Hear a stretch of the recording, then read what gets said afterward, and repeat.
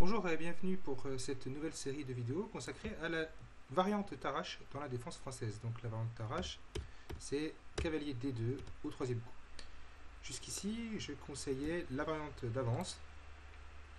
Elle est parfaite quand on a moins de 1700 Elo.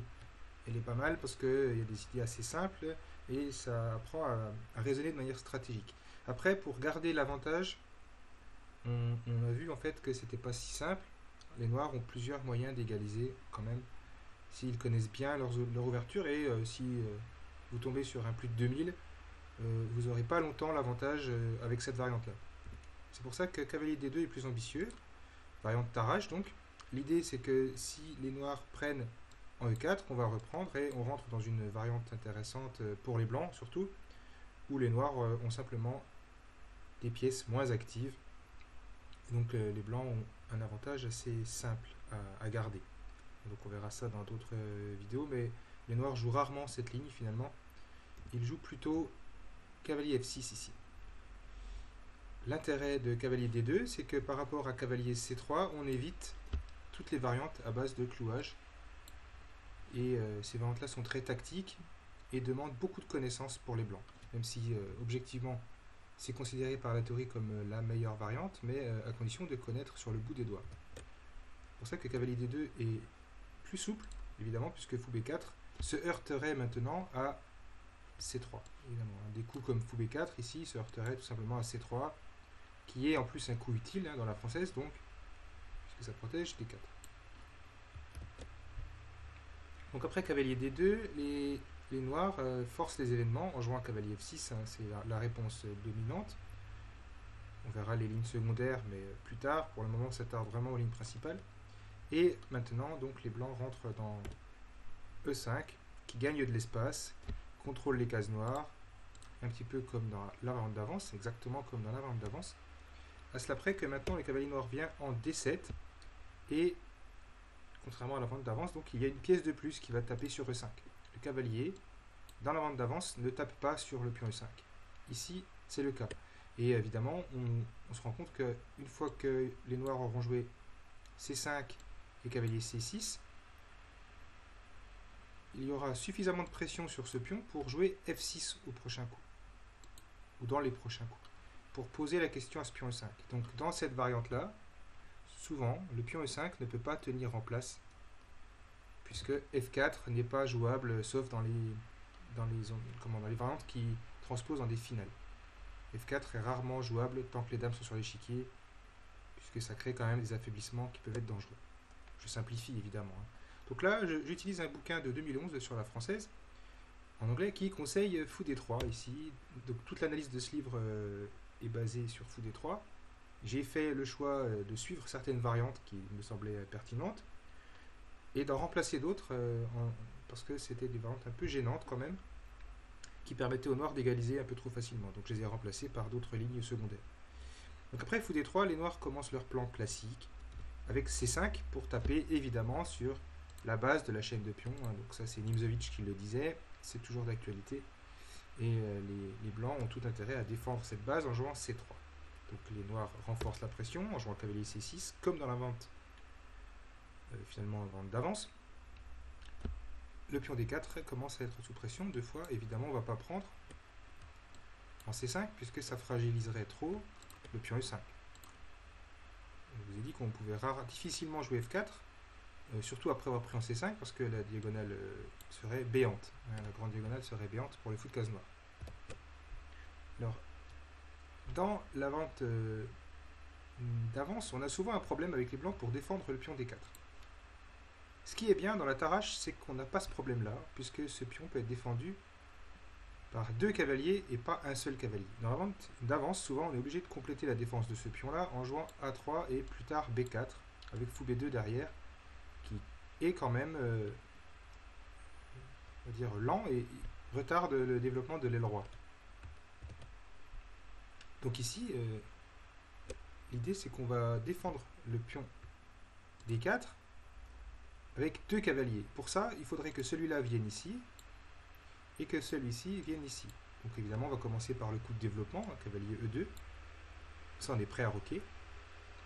Ici, noirs veulent continuer la pression, ils doivent prendre en D4 et jouer Dame B6 ensuite. Donc on va regarder cette variante-là, et plus tard on regardera les autres choix des noirs. Hein. Donc C prend D4, C prend D4, et Dame B6 exerce une pression supplémentaire sur le pion, et comme dans la variante d'avance, empêche à moyen terme ce fou de bouger à cause du pion B2 qui serait en prise. Même si la prise du pion B2 pose souvent problème aux noirs, étant donné que la dame après se fait pourchasser et donc les blancs récupèrent des temps. Donc maintenant, évidemment, donc à part Dame B6, ici on a F6 qui sera vu dans une autre vidéo. Et donc après Dame B6, qui est quand même un choix répandu, les blancs sont obligés pratiquement de jouer cavalier F3. C'est un coup de développement finalement tout à fait normal, qui en plus a l'intérêt de bien protéger la case de 5. Je dis la case puisque de toute façon, si les noirs le souhaitent, ils peuvent faire disparaître ce pion en jouant F6 rapidement. S'ils jouent F6, les blancs sont obligés de prendre puisque le pion E5 est attaqué 3 fois, défendu uniquement 2 fois, et ne peut pas être défendu par ce fou ou difficilement à cause du pion B2 qui ne serait plus défendu. Donc là, on est à la croisée des chemins, et il y a plusieurs choix pour les noirs. Et donc je vais dans cette vidéo m'attarder au répertoire un petit peu, donc en essayant de brosser les différentes variantes après Dame B6. Et ultérieurement, je travaillerai sur une partie complète en m'attardant sur le milieu de jeu et la finale. Enfin, surtout la finale d'ailleurs. Donc cavalier F3, et ce sera une finale typique de la française d'Arrache en fait. Donc après cavalier F3, les noirs peuvent déjà simplifier en jouant fou B4 échec. On reviendra sur l'autre possibilité après. Donc sur fou B4 échec, on est obligé de jouer fou D2.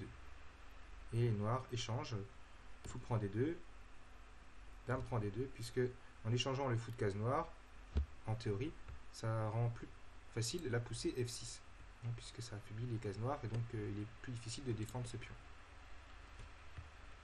Donc après, dame prend D2, les noirs peuvent jouer F6 s'ils le souhaitent. Hein, donc sur F6, on a dit que on est obligé de prendre F6 pratiquement, puisque la dame doit rester protéger le pion B2. E prend F6, cavalier prend F6, évidemment, pour ne pas affaiblir la structure de pion. Petit roc, et maintenant, les blancs doivent faire attention, puisque leur avantage repose sur le fait que ce fou est mauvais, donc il faut qu'il reste mauvais, et pour ça, il faut empêcher E5. Pour empêcher E5, il faut poster une tour sur la colonne E avant que les noirs ne se libèrent. Donc tour E1, fou D7, tour C1, hein, n'oubliez pas que la colonne C est toujours importante dans ces variantes-là. Tour E8, donc là attention, E5 est prêt, donc il est temps de libérer la colonne pour que la tour rentre en contact de cette case. Donc on y va, cavalier F4. Et évidemment, le pion D4 est tabou, hein, sur cavalier prend D4, vous connaissez tous l'astuce. C'est une astuce similaire à celle qu'on connaît dans la variante d'avance, c'est que la dame n'est pas protégée, le roi est sur case blanche, donc on peut faire fou prend H7 échec et gagner la dame dans la foulée. Évidemment. C'est pour ça que après cavalier F4, on peut imaginer roi H8. Maintenant, on est obligé de jouer fou B1 pour encombrer personne et bien défendre le pion D4 avec la dame. Maintenant que le roi est sur case noire, il faut défendre le pion 2 fois. Mais les noirs peuvent rentrer dans une combinaison qui récupère, on va dire, la pièce. Hein. Cavalier prend D4 va récupérer la pièce, on va le voir. Après, dame prend, cavalier prend, et en effet, il y a une fourchette. Mais les blancs vont récupérer un avantage important en rendant la pièce de manière intelligente. On ne peut pas la garder, cette pièce, mais on va la rendre de manière intelligente en jouant cavalier E6, parce que l'idée c'est que du coup on coupe la protection de ce pion là. Les noirs sont évidemment obligés de récupérer la pièce, et ils peuvent récupérer la pièce qu'ils veulent. On gagne la case D4 pour notre cavalier qui restera.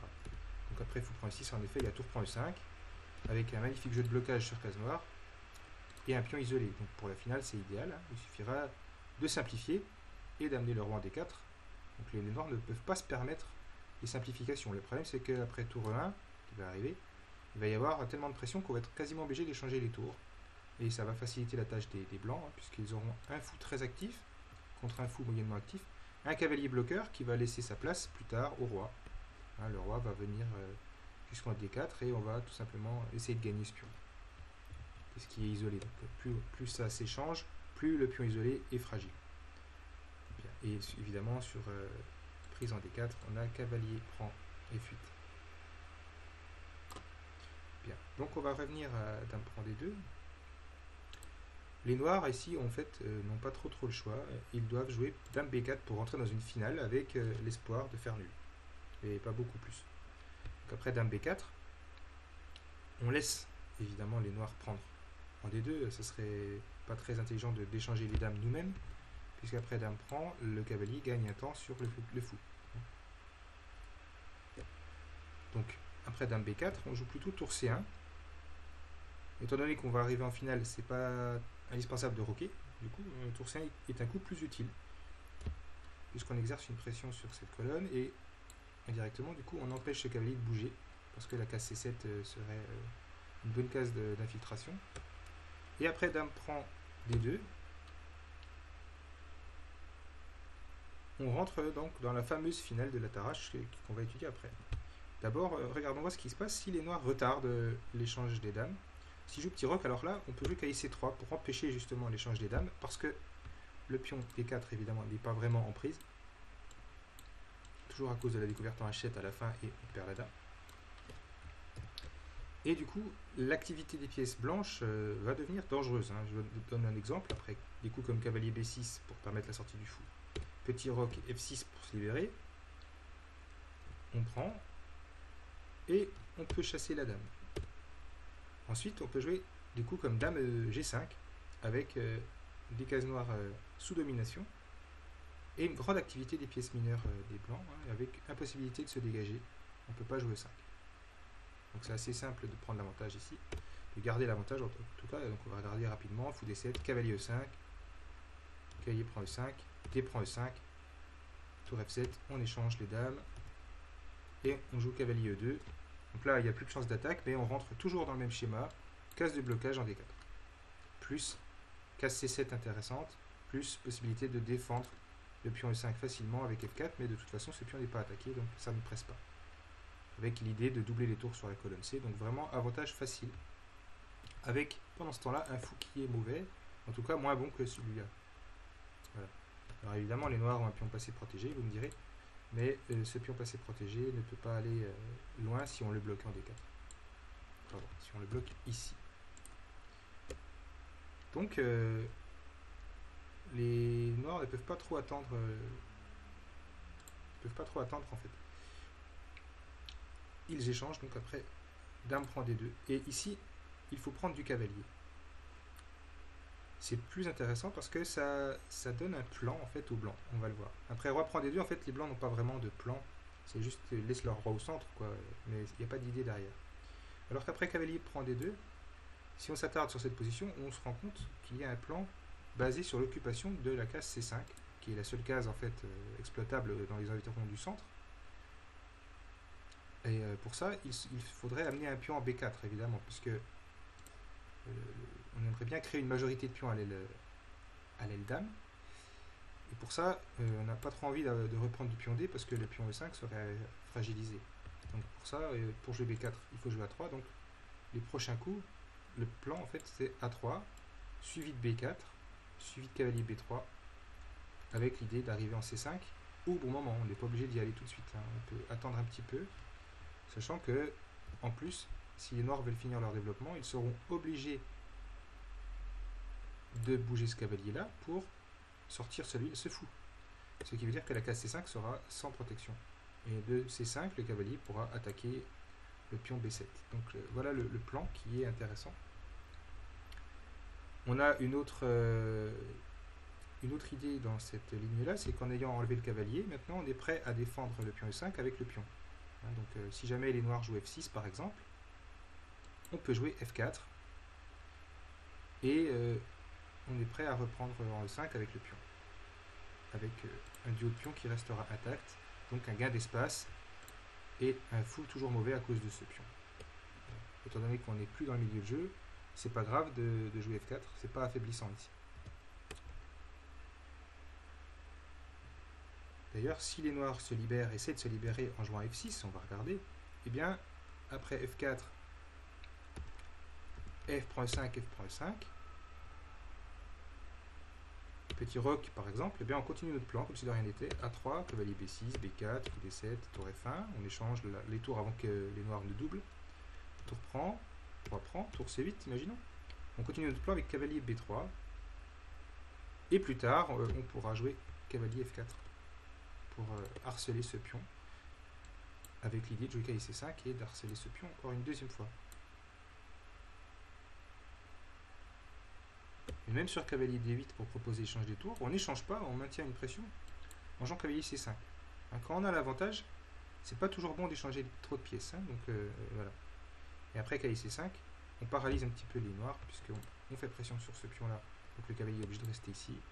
On fait pression sur ce pion-là, et on va rajouter une couche avec cavalier F4 plus tard, avec l'idée de jouer tour C2 ensuite, pour que la tour soit bien protégée par le fou, en cas de déclouage, en cas de B6 plus tard, mais vous voyez que ça craint rien. Donc avantage facile. Vous voyez, ce plan revient toujours. A3, B4, cavalier B3, cavalier C5, ça revient dans la plupart des lignes. Et si on essaye d'éviter, après cavalier D2, si on essaye de jouer A6, pour éviter toutes les menaces à base de fou B5, hein, parce que ça aussi, ça rentre en ligne de compte, et bien si on joue A6, le problème c'est qu'on crée un trou. Et le plan avec cavalier C5 est encore plus efficace. On va le voir, après petit roc, A3, F6, sinon on est condamné. Hein. Si on ne se libère jamais avec F6, on est condamné. Là, on ne prend pas en F6, ce n'est plus nécessaire, étant donné qu'on est en finale, on peut jouer F4. En tout cas, il n'y a plus les dames. Encore pas mal de pièces, mais il n'y a plus de chance d'attaque, donc F4 n'est pas affaiblissant. Cavalier B6, et on continue encore une fois avec B4. C'est standard, toujours le même plan qui revient. Fou D7, cavalier B3, cavalier A4. Pourquoi cavalier A4 ben, c'est pour justement contrôler cette case avant que le cavalier n'y arrive. Mais ici, on peut y arriver quand même. Cavalier C5 est fort, parce qu'après l'échange, on reprend du pion, et on se rend compte de l'inconvénient d'avoir joué A6. C'est que la case B6 est faible, et le pion B7 est arriéré par rapport à celui-là. Du coup, c'est une cible assez facile. Avec tour B1, on fera pression sur B7, on n'a qu'à doubler les tours. Et la case B6 peut être un avant-poste intéressant pour un cavalier, par exemple, avec des plans à base de cavalier C3, cavalier A4, cavalier B6. Pour ça, il faudrait juste défendre ce pion, hein, parce qu'il est quand même sous pression. Mais ça va pas être très compliqué à mettre en œuvre. Voilà, donc un jeu relativement simple pour les blancs avec un avantage durable. Voilà. On peut aussi imaginer des manœuvres à base de fou B1 pour libérer la troisième rangée, pour jouer ensuite tour F3 et tour B3. Enfin, on a pas mal de possibilités intéressantes. Donc on va revenir un peu en arrière. Après cavalier D2, que se passe-t-il? On a l'impression que les blancs ont un avantage durable. On reviendra donc sur la gestion de ce type de finale hein, à partir d'une partie complète dans une autre vidéo, sinon ça serait trop long. Alors revenons à ce moment-là. Si les noirs attendent un petit peu avant d'échanger les dames, s'ils jouent F6 d'abord, et bien là c'est vrai qu'on est obligé de prendre F6. Donc on prend F6. Et maintenant, que se passe-t-il si les noirs échangent les dames intermédiaires? Est-ce qu'on reprend du cavalier? La réponse est non. On ne reprend pas du cavalier parce que la différence c'est que les noirs sont prêts à jouer 5. Pratiquement. Hein. Donc il faudrait plutôt reprendre avec le roi. Et si on reprend avec le cavalier, les noirs pourront se libérer plus tard assez facilement avec E5. Donc roi prend D2. Et maintenant il y a deux choses. Sur G prend F6, on peut jouer fou B5, qui oblige pratiquement cavalier B8. Et après cavalier F4, on ligote les noirs. Hein. Pratiquement. D7, tour E1, voilà, pression sur E6. Donc ça c'est le plan. S'ils reprennent du pion G, on fait pression sur le pion E6 avec cavalier F4, tour E1. Et on double même sur la colonne si on veut. Après roi prend D2, que se passe-t-il sur cavalier prend F6? Eh bien, il va falloir jouer sur la case 5. Donc pour jouer sur la case 5, il faut déjà supprimer un cavalier. Donc on joue fou B5. Du coup, ce sera assez simple de jouer sur la case de 5 après, puisqu'il nous restera deux cavaliers pour la contrôler. alors qu'en face, les noirs n'auront plus qu'un seul cavalier. Et dans cette ligne-là, les noirs ne peuvent pas se libérer avec E5. On peut noter aussi que cavalier E5 est intéressant dans cette ligne-là. Les noirs ne peuvent pas trop prendre, parce qu'après, on pourrait s'infiltrer avec la tour. On reprend et on s'infiltre avec la tour plus tard. On est plus ou moins obligé de jouer fou D7. Et du coup, maintenant, il suffit de jouer F3 pour bien contrôler la case E4. Donc c'est une autre possibilité intéressante, puisque on a mis nos tours en liaison avant les noirs, donc les noirs n'ont pas trop le temps de prendre en E5, sinon, encore une fois, on reprend. Le cavalier n'a pas de bonne case, et derrière, on rentre en C7 et on double les tours. Ou en tout cas, on prépare le doublement des tours, ça semble intéressant. Et, plus important sans doute, on gagne la case D4 pour notre cavalier. Ça, c'est surtout ça qui est important. Voilà. Bien, donc on a fait le tour des variantes à base d'échange des dames. Il faut maintenant revenir, après cavalier F3, à l'autre grande ligne à part fou B4 échec, qui est F6. Sur F6, tout de suite, comme dans la ligne qu'on vient de voir, on est obligé de prendre. Donc le prend F6. Cavalier prend F6 est indispensable, hein, sinon on affaiblit la structure de pion. Petit roc. Et on voit le plan des noirs, c'est d'avoir gagné la case D6 pour leur fou. C'est là que je suis plus trop d'accord avec le livre que j'utilisais jusqu'à maintenant. Dans le bouquin, il conseillait B3. B3. Mais le problème, c'est qu'il y a plusieurs lignes égalisatrices et on a des variantes dangereuses quand même à base de petit roc et plus tard sacrifice de tour sur F3. Et moi, j'aime pas du tout qu'on m'agresse comme ça, même si les blancs, s'ils jouent précisément, conservent l'avantage. Il faut vraiment jouer précisément jusqu'au 20e coup, et ça j'aime pas du tout. Donc au lieu de jouer B3 qui demande vraiment un jeu hyper précis, je préfère rentrer dans la variante tranquille, qui est fou F4. Fou F4, c'est le meilleur moyen de garder l'avantage sans se prendre trop la tête. Et l'idée, c'est que on va rester ancré ici s'il n'y a rien qui se passe. Si les noirs n'échangent pas les fous, nous on n'échange pas non plus. S'ils jouent dame C7 par exemple, on va renforcer le contrôle en jouant G3. C'est pas très affaiblissant puisque les noirs de toute façon ne peuvent pas exploiter ces cases-là étant donné que leur fou est à la maison. Et on ne peut pas trop imaginer de percer E5 ici tant que le roi est au centre. Parce qu'il y a la colonne quand même, la colonne qui donne sur le roi. Et on aurait un pion isolé aussi. Bon, mais ça c'est pas grave, c'est surtout que le roi est au centre pour le moment. Donc après fou F4, la meilleure réponse c'est de fou prend F4. Cavalier prend F4. Et petit roc. On peut regarder vite fait, après dame prend B2 c'est pas bon. On gagne un pion d'accord, mais il y a du contre-jeu après tour E1. Donc on menace de récupérer le pion E6 avec attaque. Donc les noirs sont obligés de le rendre, ce pion, on ne peut pas le garder. Difficilement en tout cas. On peut imaginer des coups comme cavalier D8, mais sur cavalier D8 on a pas mal de solutions intéressantes, comme cavalier G5 sans doute, étant donné que le pion D4 est toujours tabou à cause des découvertes soit en B5 soit en G6 avec gain de la dame, si la dame prend en D4. Donc cavalier G5 renforcerait la pression. Le mieux c'est de faire petit roc. On peut pas trop prendre le pion E6 parce que ça accélérerait le développement. Cavalier prend E6, on échangerait simplement notre mauvais fou, on serait tout content avec les noirs d'échanger le mauvais fou, et derrière, cavalier prend E6, fou prend E6, et derrière, après tour prend E6, on aurait tour E8 avec égalité. Donc le mieux ici, c'est de jouer la prudence. La percée E5 est impossible. Le fou est mauvais, donc on a de la compensation, étant donné qu'on a en plus la bonne case E5 pour plus tard. Ce qu'il faut juste voir, c'est que le cavalier F4 n'est pas défendu, donc les noirs ont quand même une menace depuis qu'ils ont fait petit roc, c'est-à-dire depuis le coup précédent. Ils menacent de jouer cavalier E4 pour attaquer le cavalier. Donc si on protège le cavalier, on supprime cette chance de contre-jeu. Donc la meilleure solution ici, conseillée par l'ordinateur, c'est G3. C'est une nouveauté en fait, mais G3 ici est largement satisfaisant. En plus, l'idée c'est que si plus tard les noirs jouent G6 pour défendre leur roc, on pourra jouer H4 et H5 pour faire sauter le roc. Ça c'est intéressant. L'idée c'est qu'on a aussi des plans à base de fou C2 suivi de tour E3 pour essayer de piéger la dame. Donc ça c'est une autre piste intéressante. Donc on a quand même pas mal de solutions ici. Si jamais les noirs donc jouent G6, on peut envisager fou C2 suivi de H4. L'idée c'est de jouer H5 et une fois que le pion G6 a disparu, de venir avec la dame en D3 pour créer une batterie avec des menaces sur H7 qui forcent le cavalier à rester ici. Évidemment je simplifie, mais l'avantage blanc en fait ne fait pas de doute, la compensation est largement suffisante. On peut aussi imaginer cavalier G5. Si jamais les noirs restent avec leur pion en G7, cavalier G5 peut être très fort aussi. De toute façon, le pion E6 va être récupéré tôt ou tard.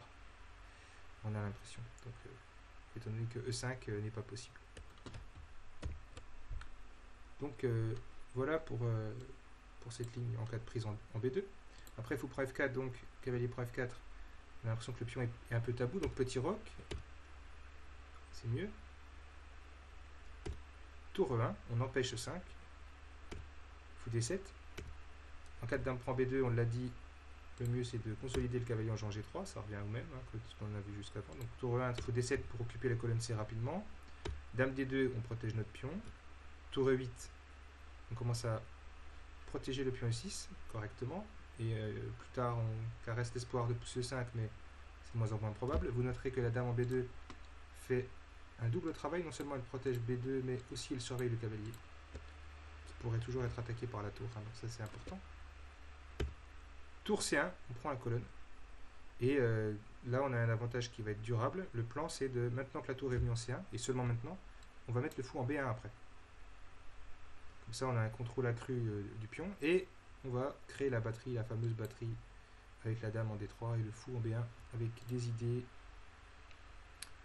de réseau de maths, si jamais ce cavalier est amené à disparaître. Donc franchement des thèmes d'attaque bien sympathiques qui peuvent être renforcés. Donc avec le fou en B1, la dame en D3 peuvent être renforcés plus tard avec cavalier G5 qui créera une menace sur le pion E6 supplémentaire et sur le pion H7 qui n'est pas assez défendu puisqu'il serait défendu que 2 fois et attaqué 3 fois fou, dame, cavalier par exemple. Donc ça créerait des affaiblissements obligatoires. Donc ici les noirs sont obligés de réagir et joue cavalier prend D4 un petit peu comme ce qu'on a vu tout à l'heure. Parce qu'après cavalier prend D4 évidemment on récupère le cavalier, mais ici encore les blancs gardent un avantage parce qu'à l'arrivée on est obligé, d'accord on rend le cavalier mais on garde un pion de plus, donc on peut jouer cavalier prend D5 sans trop avoir peur parce qu'après cavalier prend D5 on revient simplement avec le cavalier et on va taper sur ce pion. Donc là l'avantage blanc est assez simple à gérer, on va dire, il n'y a pas de chance de contre-attaque énorme.